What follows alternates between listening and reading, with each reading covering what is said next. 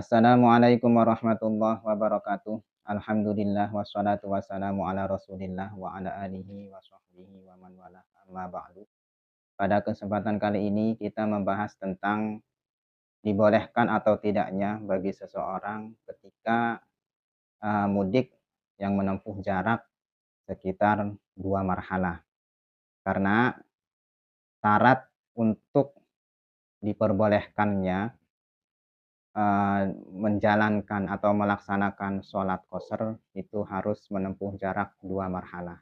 Nah, apabila lebih dari itu, apakah bagusnya atau baiknya diqashar sholatnya atau bahkan secara sempurna yang biasa dilakukan secara 4 rakaat kalau dhohor ataupun 2 rakaat atau eee, misalkan 3 rakaat dalam sholat maghrib. Nah, untuk pembahasannya kita sertakan di kitab yang biasa kita baca ya. Bismillahirrahmanirrahim. As-shaumu limusafirin safara qashrin afdhalun minal fitri. Puasa bagi orang yang sedang bepergian yang menempuh jarak 2 marhalah ya sekitar antara 80 bahkan lebih dari 100 ya, dari 100 kilo.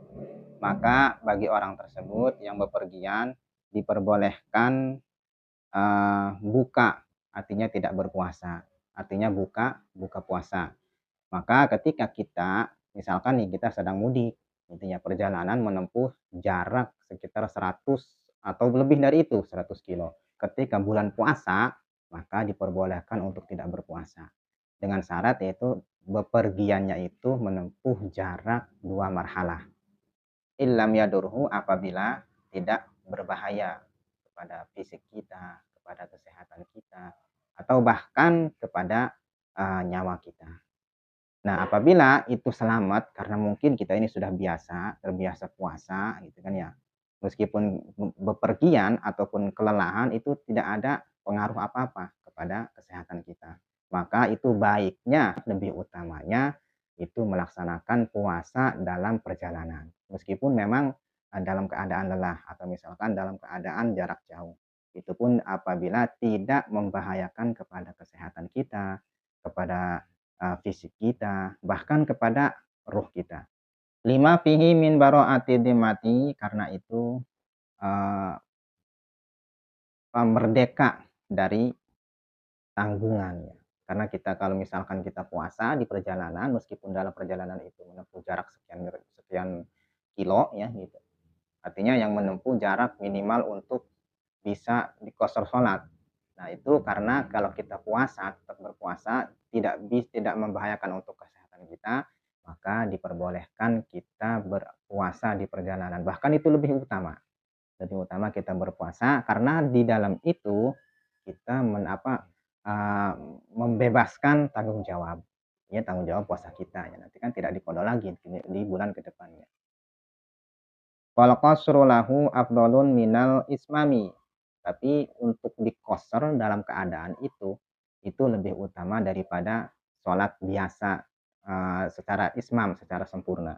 Misalkan begini, kita mudik menuju Bandar Lampung atau misalkan menuju ke Madura gitu kan ya. Jadi menempuh jarak yang sudah mencapai syarat qashar.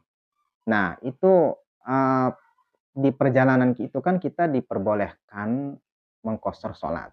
Kalau melebihi dari 100 kilo dalam perjalanan kita, maka baiknya atau bagusnya utamanya itu sholatnya diqashar daripada sholat biasa sehari-hari kita. Jadi misalkan nih sholat dhohor diqashar jadi 2 gitu ya.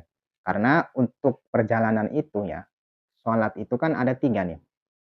3 perihal. Yang pertama qashar, yang kedua sholat ismam sempurna, dan yang ketiga jamak. Dalam hal ini itu diperbolehkan, bahkan baiknya utamanya ketika jaraknya melebihi dari 3 marhalah, melebihi dari 2 marhalah, ya artinya ketiga ya gitu. Maka itu diperbolehkan kita melaksanakan sholatnya diqashar. Bahkan bukan hanya diperbolehkan, lebih utamanya justru. Lebih utama diqashar sholatnya daripada sholat ismam, sholat secara sempurna, sholat dhohor saja. Misalnya sholat dhohor secara sempurna 4 rakaat. in balaga safaruhu salasa marohila, apabila jarak tempuh kita itu mencapai 3 marhalah, lebih dari 100 lah gitu ya, lebih dari 100, mungkin 150 kilo jaraknya. Nah, itu baiknya, bagusnya sholatnya di qasr, gitu kan ya. Meskipun memang boleh diismam, boleh disempurnakan sholat zuhur 4 rakaat, meskipun boleh, tapi utamanya sholatnya di qasr. Kan ada rukhsah ya, ada keringanan dalam perjalanan itu. Sehingga kita diperbolehkan, bahkan dianjurkan supaya melaksanakan sholat secara qasr. Walam yaktalif fi jawazi qasrihi, dan dalam hal ini ulama 4 madhab tidak bersilang pendapat antara boleh atau tidaknya, karena semua ulama itu sepakat bahwasanya ketika seseorang menempuh jarak lebih dari 3 marhalah, maka diperbolehkan untuk mengqasar sholat. Jadi tidak ada perbedaan dalam hal ini semua ulama ya. Wa illam yuballigha fal ismamu afdalun. Dan apabila tidak sampai 3 marhalah, artinya mungkin pas dalam 80 kilo atau misalkan 90 kilo, tidak lebih dari 150 kilo, hanya pas saja 2 marhalah saja, maka lebih utamanya sholatnya itu jangan diqasar, melainkan diismam, melainkan sholatnya kalau dhuhur 4 rakaat, kalau asar 4 rakaat, kalau maghrib 3 rakaat, kalau isya 4 rakaat, dan seterusnya ya. Jadi artinya ketika jaraknya itu tidak melebihi dari 3 marhalah, maka baiknya sholatnya tetap 4 rakaat kalau dhuhur. Ya.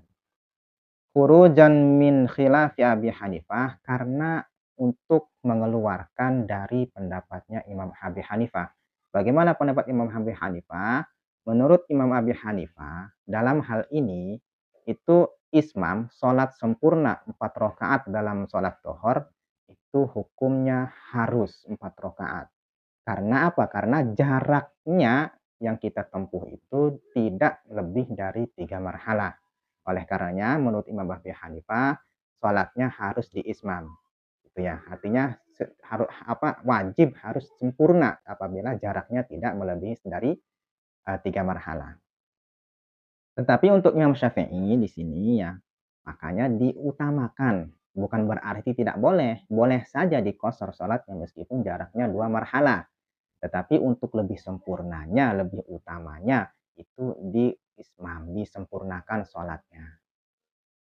Amma law ikhtalafa fihi, apabila dalam hal ini berbeda pendapat, kamulahin yusafiru fil bahri, seperti kita sedang bepergian melalui jalur lautan dengan perahu, sementara kita membawa istri, membawa anak, membawa barang-barang dan sebagainya di perahu itu, maka kalau perihalnya atau masalahnya seperti itu, fal ismamu lahu afdalun, maka lebih utamanya sholatnya itu disempurnakan secara 4 rakaat kalau dhuhur. Kalau misalkan asar 4 rakaat. Nah, bedanya nih, kalau untuk ini kan masalahnya qasar nih ya. Ini masalahnya yang dibahas tentang qasarnya, sholat qasarnya, bukan soal jamak ataupun tidaknya. Kalau soal jamak, ya itu nanti lagi beda pembahasan. Ini masalah diperbolehkan bagi orang yang uh, bepergian dalam jarak 150 lebih, misalkan segitulah perkiraannya, atau misalkan lebih dari itu, maka diperbolehkan itu sholatnya secara dikoser, yang tadinya 4 menjadi 2. Nah, kalau misalkan perjalanannya itu melalui jalur lautan, naik ini ya, perahu, membawa istri, membawa anak, barang-barang dan sebagainya, maka itu lebih utamanya sholatnya jangan dikoser, melainkan sholatnya tetap 4 rakaat kalau dhuhur. Bil khuruji min khilafi man aujabahu kal imami Ahmad, karena mengeluarkan dari pendapatnya Imam Ahmad yang mewajibkan sholat ismam itu harus dilaksanakan bagi orang yang bermudik atau sedang bersilaturahmi kepada sanak saudara yang menempuh jarak lebih dari 3 marhalah melalui jalur, lautan dan membawa istri, anak, dan sebagainya. Maka itu baiknya secara ismam sholatnya, jangan dikosor. Tetapi bukan berarti tidak boleh, boleh saja dikosor, tidak apa-apa. Cuma bagusnya diismamkan sholatnya, disempurnakan sholatnya. Falamma faragha, wallahu a'lam bishawab. Wassalamualaikum warahmatullahi wabarakatuh.